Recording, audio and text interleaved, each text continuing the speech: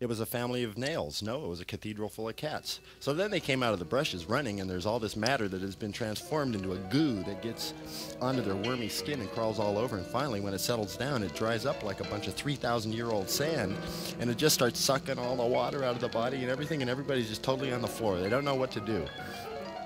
So then all these elephants come out, and they're all asking the same question. They can't believe it either, except the jackal, who has been beheaded quite a while back, and before history, counting backwards all the way to Pliny the Elder, the jackal, not being able to understand what the elephants were saying, was not so much confused, but disinterested and uninformed about everything, which they are a lot of times. There's a lot of indifferent hyenas, too.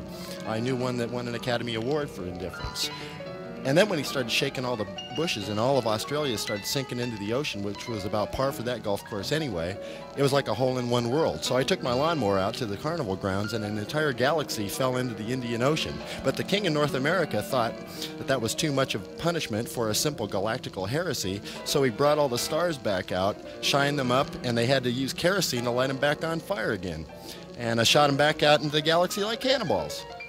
And while all this is going on, my old friend Jimmy's out there in the backyard with his barbecue, and he's trying to find something to cook up. And Powell mentioned something about barbecued wildebeest, but it being out of season, and since I was in jail already for poaching in Africa, we figured that that might be a bad idea. But I wasn't there. I had to write letters back and forth from prison, and by this time I had been transferred down into Australia, and in my last lifetime I had been sunk to the bottom of the ocean, now in a future incarnation being sent to live in the banana trees of escargot, fate that anybody with a good fortune in the future should consider.